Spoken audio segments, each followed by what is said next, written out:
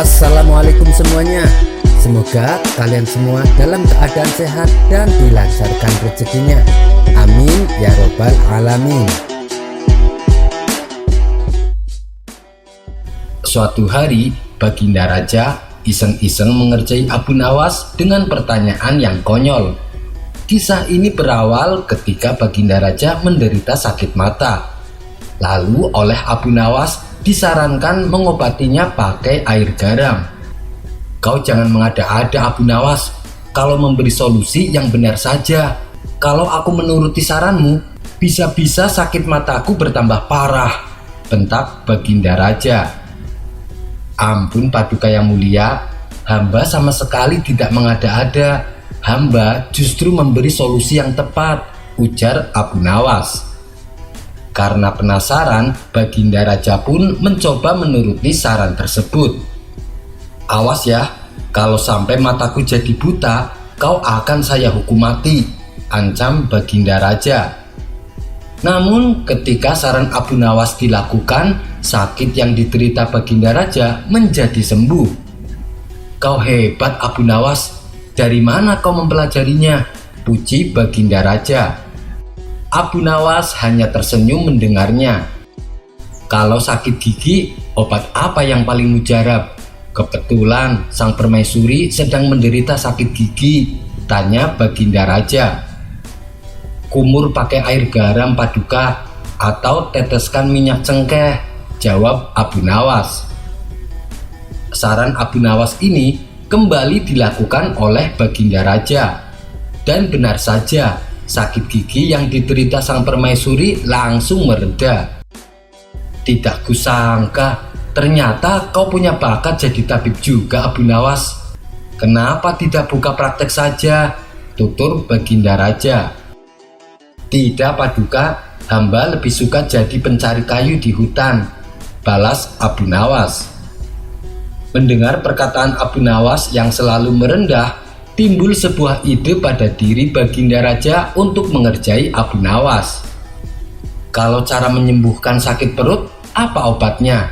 Tapi sakit perutnya bukan karena makanan, tanya Baginda Raja. Maksud Paduka bagaimana? Balas Abu Nawas.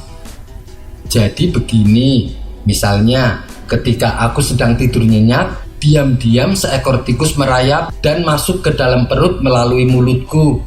Apa yang harus aku lakukan untuk mengobati sakit perutku ini? Tanya Baginda Raja. Dengan entengnya Abu Nawas menjawab, itu sih sangat mudah Paduka. Telanlah hidup-hidup seekor kucing. Dengan begitu, tikus yang ada dalam perut Paduka akan berlari keluar dari perut Paduka, jelas Abu Nawas. Lalu bagaimana dengan kucing yang ada dalam perutku? Tanya Baginda Raja kembali. Tentu saja dia akan ikut keluar, karena dia akan terus berlari mengejar tikus, jawab Abu Nawas. Seketika Baginda Raja tertawa terpingkal-pingkal mendengar jawaban yang konyol tersebut. Kisah selanjutnya. Ketika Abu Nawas sedang di teras depan rumahnya, datanglah seorang kawan menghampiri. Ia pun lalu berkata kepada Abu Nawas, "Hei Abu Nawas, lihatlah, ada dua orang membawa nampan yang berisi ayam panggang." Abu Nawas membalas, "Biarkan saja, itu bukan urusanku." Ucapan Abu Nawas ini mengandung maksud bahwa dirinya tidak suka kepo dengan urusan orang lain. Kawan Abu Nawas kembali berkata, "Tapi mereka sedang menuju ke rumahmu Abu Nawas." Abu Nawas membalas, "Biarkan saja, itu bukan urusanmu." Ucapannya kali ini untuk memberitahu kawannya agar orang lain juga jangan kepo dengan urusan dia.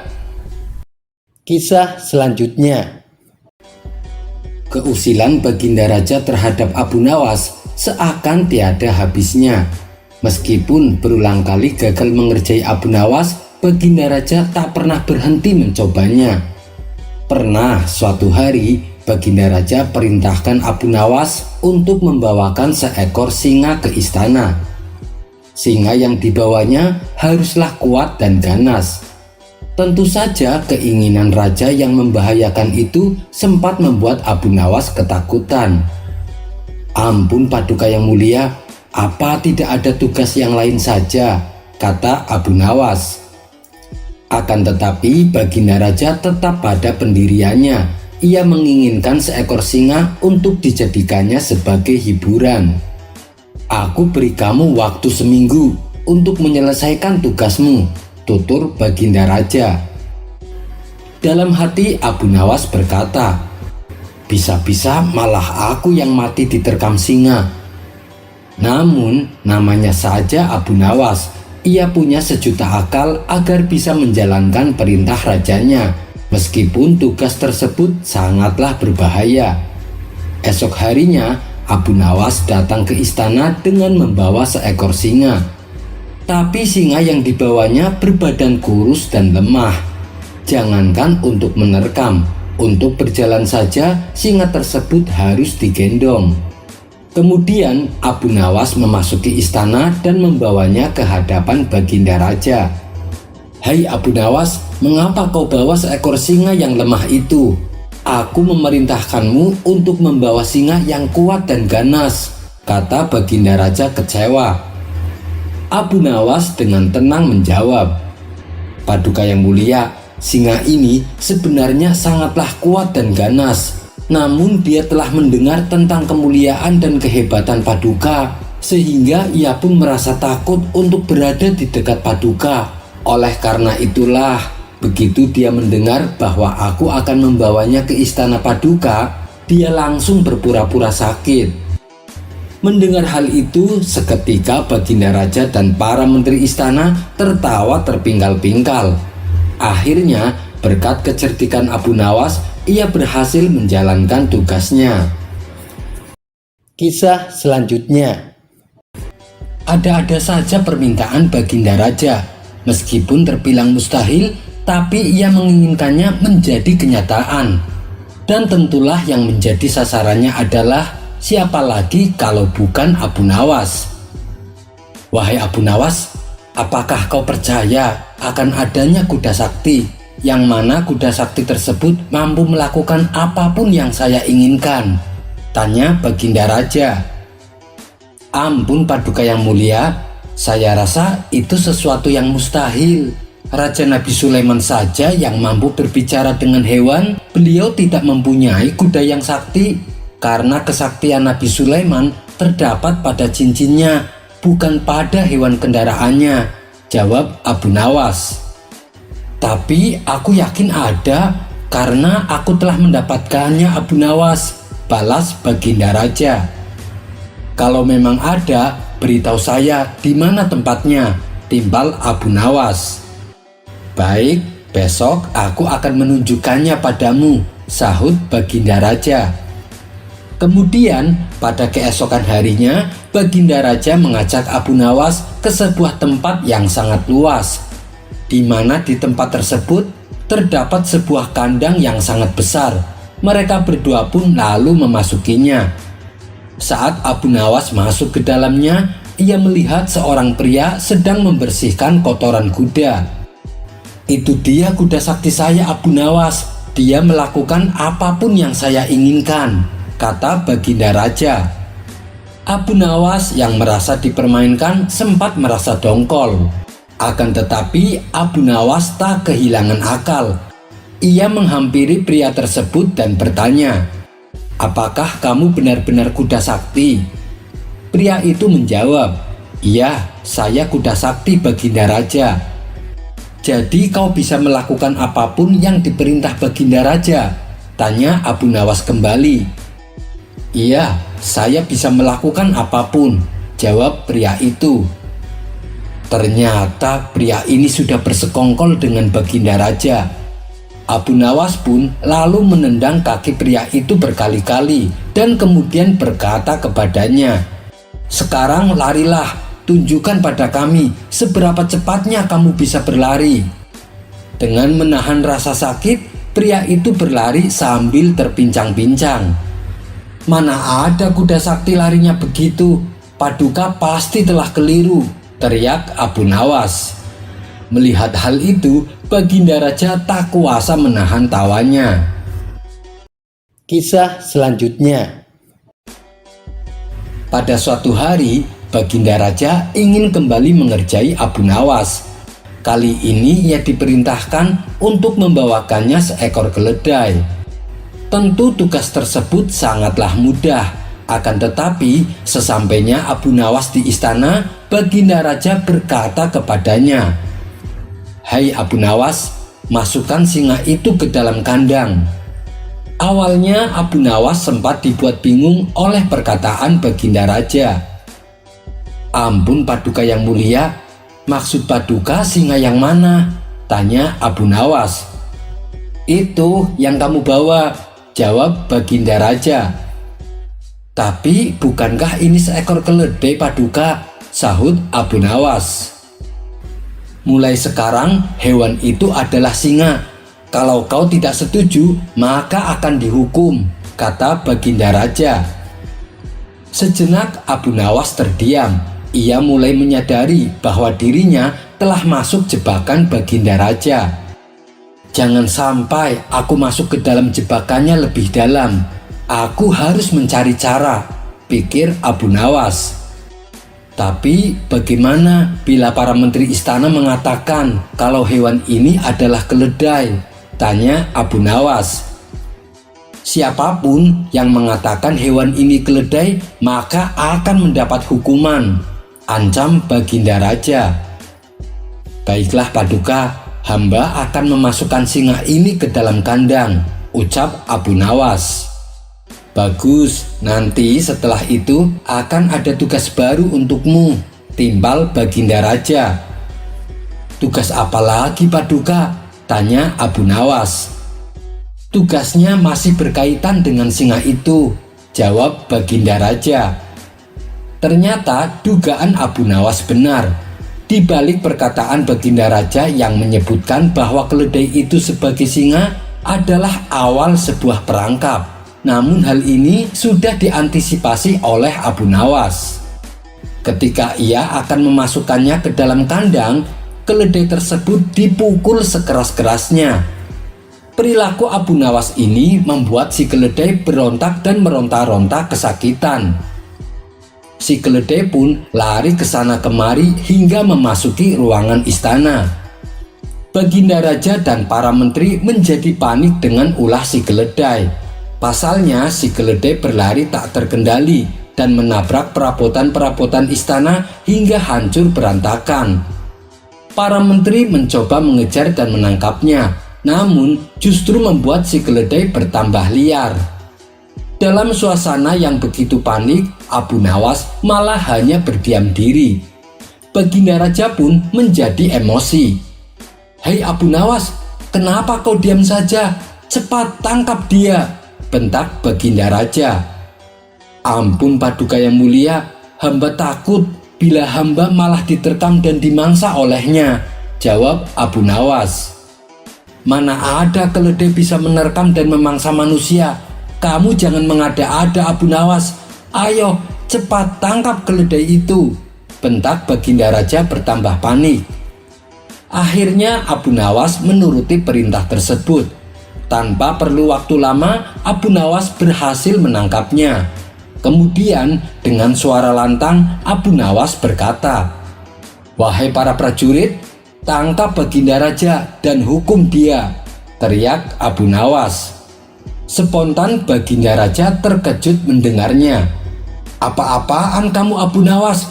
Kamu jangan kurang ajar padaku," hardik Baginda Raja. "Ampun Paduka yang mulia, saya tidak bermaksud kurang ajar kepada Paduka. Saya hanya menjalankan apa yang Paduka perintahkan," sahut Abu Nawas. "Maksudmu apa Abu Nawas?" tanya Baginda Raja kebingungan. "Bukankah Paduka sebelumnya mengatakan siapa saja yang menyebut keledai ini bukan singa maka akan dihukum? Tadi Paduka menyuruh saya untuk menangkap keledai tersebut. Padahal saya sudah mengatakan saya takut akan diterkam dan dimangsa karena saya menganggap keledai itu adalah singa. Kemudian Paduka mengatakan bahwa itu adalah seekor keledai. Mana mungkin bisa menerkam dan memangsa manusia. Jadi dengan ini Paduka telah melanggar aturan dan Paduka harus dihukum, jelas Abu Nawas. Seketika wajah Baginda Raja menjadi pucat pasi karena telah termakan ucapannya sendiri.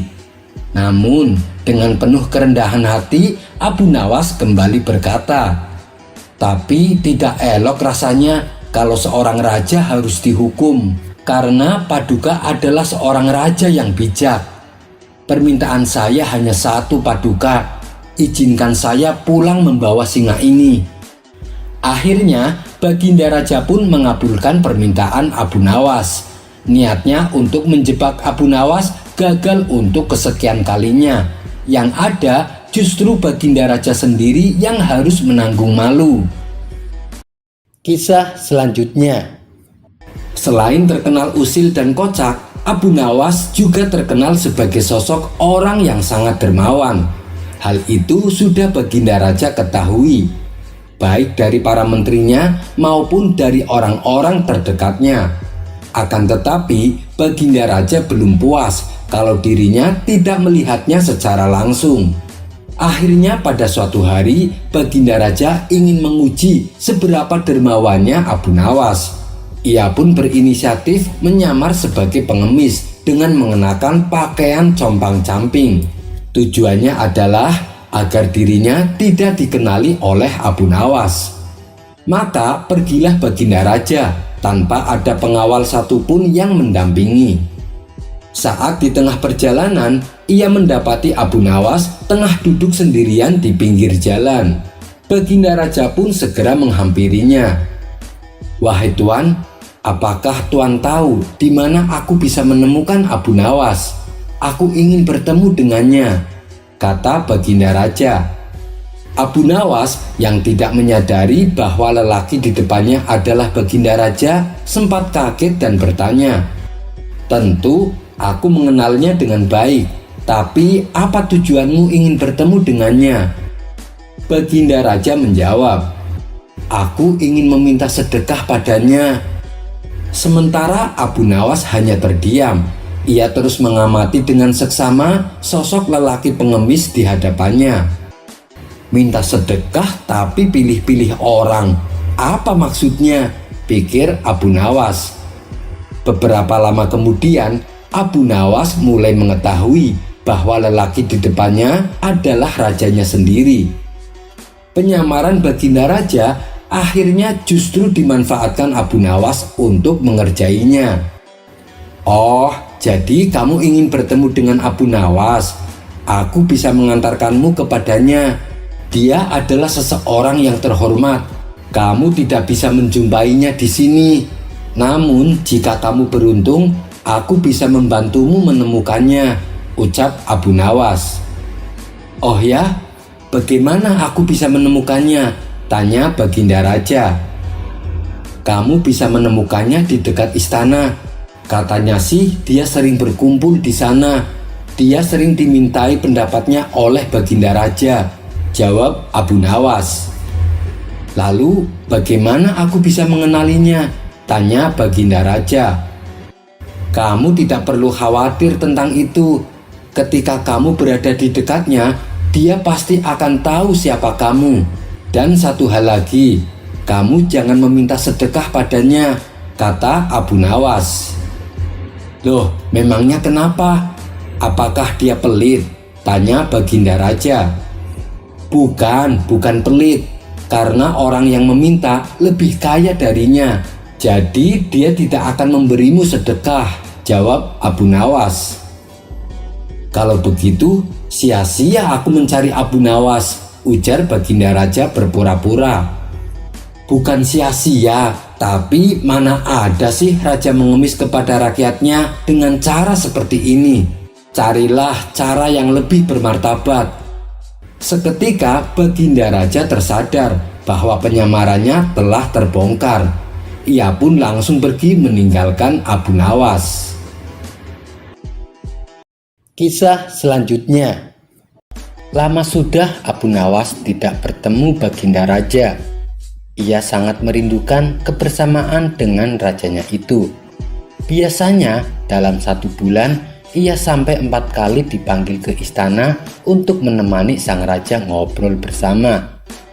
Namun sudah hampir setengah tahun berjalan, Baginda Raja belum juga memanggilnya. Hingga terbesit dalam benak Abu Nawas kalau Baginda Raja sudah melupakan dirinya. Sebenarnya Abu Nawas bisa saja langsung datang ke istana untuk menemui rajanya. Sebab ia salah satu orang yang diberi keistimewaan khusus oleh raja, bisa keluar masuk istana kapan saja. Namun kalau ia menemuinya tanpa ada kepentingan, ia khawatir para menteri kerajaan akan berprasangka buruk kepadanya. Karena yang sudah-sudah banyak menteri yang iri dengan kedekatan Baginda Raja dan Abu Nawas. Bahkan sampai pernah ada yang mencoba memfitnah dirinya. Abu Nawas tak ingin hal itu terulang kembali. Sepertinya aku harus cari cara supaya bisa bertemu Baginda Raja, pikir Abu Nawas yang sedang termenung di depan rumahnya. Tidak lama kemudian muncullah ide cemerlang di kepalanya. Senyuman di wajah Abu Nawas kini mulai terlihat. Seketika itu Abu Nawas segera bergegas pergi menuju pasar. Setibanya di pasar, Abu Nawas mulai memasuki toko demi toko. Hampir semua toko yang dia masuki melongo menatap Abu Nawas, sebab ia hendak menjual sesuatu yang tidak wajar. "Apakah toko ini menjual agama?" tanya Abu Nawas kepada pemilik toko. Tentu saja si pemilik toko heran dan menggelengkan kepalanya sebagai bentuk ekspresi kalau di toko tersebut tidak menjualnya. "Kalau di sini tidak menjual agama, saya ingin menjual agama. Harganya cukup 1 dinar. Apakah kamu berminat?" tanya Abu Nawas kembali. "Kamu sudah sinting ya Abu Nawas?" jawab si pemilik toko dengan geram.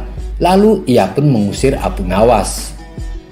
Abu Nawas selalu tersenyum manakala dia dikatain sinting dan diusir. Begitulah yang dilakukan Abu Nawas selama seharian. Ia menawarkan agamanya untuk dijual dari toko satu ke toko yang lain. Setelah semua toko di pasar telah dimasukinya, kemudian ia berteriak di tengah-tengah pasar, "Agama, agama, ada yang mau beli agama?" Akibatnya siang itu pasar menjadi geger. Sesama pedagang di pasar berkasak-kusuk dan menganggap Abu Nawas sudah gila. Banyak juga yang menuduhnya sudah jadi ateis, yaitu suatu ajaran yang tidak mempercayai adanya Tuhan. Karena undang-undang di negeri itu melarang ajaran ateis, maka orang-orang di pasar sepakat untuk menangkap Abu Nawas. Setelah Abu Nawas berhasil ditangkap, ia langsung diarak ke istana dengan kondisi tangannya yang terikat. Hampir saja ia menjadi bulan-bulanan warga. Ia nyaris akan dipukuli, namun salah satu warga langsung mencegahnya. Setibanya di istana kerajaan, Abu Nawas langsung diserahkan kepada prajurit penjaga pintu istana. Baginda Raja tentu saja kaget melihat Abu Nawas digiring massa dengan tangan terikat. Ketika para warga sudah membubarkan diri, Baginda Raja memerintahkan kepada para pengawal untuk membawakan Abu Nawas ke hadapannya. Maka dibawalah Abu Nawas ke ruang tengah istana untuk diinterogasi. "Kenapa mereka menangkapmu? Apakah kamu kedapatan mabuk lagi?" tanya Baginda Raja. "Ampun Paduka yang mulia, hamba sudah bertaubat dari perbuatan tersebut. Hamba sudah tidak lagi menyentuh minuman haram," jawab Abu Nawas. "Lalu kenapa kamu ditangkap?" tanya Baginda Raja dengan heran. "Ampun Paduka yang mulia, mereka menangkap saya karena saya ingin menjual agama saya di pasar," jawab Abu Nawas. Baginda Raja sebenarnya juga kaget mendengar penuturan Abu Nawas, tapi dia pura-pura tenang karena Baginda Raja tahu betul watak daripada Abu Nawas. "Kalau kamu mau jual agamamu sendiri, kenapa mereka marah?" tanya Baginda Raja. "Jika saya menjual agama saya sendiri, mereka berpikir saya tak lagi punya agama, Paduka. Jika saya tak lagi punya agama, mereka menyimpulkan saya tak bisa sholat lagi. Jika saya tak bisa sholat lagi, mereka menyimpulkan berarti saya tak punya Tuhan. Jika saya tidak punya Tuhan, mereka berpendapat kalau begitu saya ateis. Begitulah cara pengadilan jalanan berlangsung. Oleh sebab itulah saya ditangkap dan digiring ke istana," kata Abu Nawas menjelaskan. Baginda Raja tertegun mendengar penjelasan Abu Nawas. Diam-diam dia hampir membenarkan logika rakyatnya. Tapi dia ingin mendengar sendiri apa jawaban Abu Nawas atas tuduhan orang-orang di pasar. Sebab Baginda Raja tahu kecerdikan Abu Nawas. Makanya Baginda penasaran ingin tahu jawabannya. "Begini Abu Nawas, saya mencoba pahami jalan pikiran orang-orang di pasar. Jika kamu tak punya agama lagi karena sudah dijual, bagaimana cara kamu menyembah Tuhan?" tanya Baginda Raja. "Ya, saya tinggal masuk ke masjid lalu menunaikan sholat," jawab Abu Nawas enteng. "Loh, kok dengan cara sholat? Kok di masjid? Bukankah itu cara orang Islam beribadah? Berarti kamu masih punya agama, Abu Nawas. Padahal kamu sendiri sudah menjual agamamu," sanggah Baginda Raja. "Kalau begitu, bolehkah saya balik bertanya, Paduka yang mulia? Menurut Paduka, apa sih sebenarnya agama itu?" tanya Abu Nawas. Baginda Raja kemudian menjawab bahwa agama adalah seperangkat ajaran yang datang dari langit, yang mengajarkan seluruh umat manusia untuk selalu berbuat baik. Mengganggu orang lain sekecil apapun adalah perbuatan tidak baik.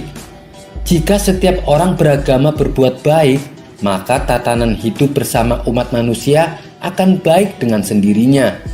Karena tak seorang pun merasa terganggu dengan kehadiran orang lain akibat ajaran agama yang dijalankannya.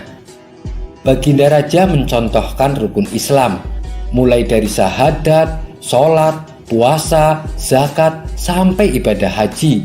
Semuanya ditujukan untuk kebaikan manusia. Tujuan sholat adalah mencegah pelakunya dari perbuatan mungkar. Jika ada orang sholat tapi tingkah lakunya merugikan orang lain, sholat yang dia lakukan perlu dipertanyakan. Begitu pula dengan puasa. Puasa membuat kita agar kita berempati pada kaum miskin. Sedangkan zakat sendiri sudah pasti kita salurkan untuk memberdayakan fakir miskin. Bahkan predikat haji mabrur berarti haji yang penuh dengan kebaikan sosial.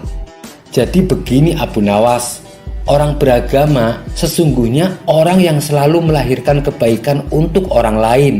Terlebih dalam ajaran agama Islam, kita dilarang memutuskan silaturahmi dengan orang baik, apalagi terhadap sesama muslim. Setelah Baginda Raja menjelaskan panjang lebar, Abu Nawas tersenyum penuh bahagia. "Kalau boleh tahu, apa ancamannya bila memutuskan silaturahmi sesama saudara Islam?" tanya Abu Nawas. "Orang yang memutuskan silaturahmi sesama saudara Islam tidak akan diterima amal ibadahnya, dan rahmat Allah tidak akan turun kepada orang yang memutuskan silaturahmi," jawab Baginda Raja semangat. "Itulah tujuan saya kemari, Paduka yang mulia. Saya sengaja membiarkan warga menangkap saya, supaya saya bisa bertemu dengan Baginda. Dengan begitu, saya tetap bisa menjaga silaturahmi dengan Baginda. Karena saya tidak ingin amal ibadah saya tertolak, dan saya tidak ingin Allah berhenti memberikan rahmat kepada saya," balas Abu Nawas. Sejenak Baginda Raja terdiam. Ia mulai merenungi kata-kata Abu Nawas, dan ia pun mulai menyadari atas kekhilafannya. "Maafkan saya Abu Nawas, saya tahu sudah lama saya tidak mengundangmu ke istana. Terima kasih sudah mengingatkanku ya Abu Nawas," ujar Baginda Raja. "Oh iya Abu Nawas, ngomong-ngomong, apakah kamu masih berniat menjual agamamu?" tanya Baginda Raja. "Jualan agama ya? Menurut Paduka sendiri, siapa sih orang yang pantas disebut jualan agama?" ucap Abu Nawas balik bertanya.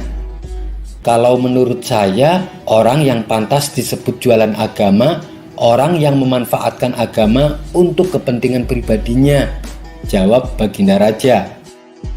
Dengan sigap Abu Nawas berkata, "Tepat sekali Paduka yang mulia.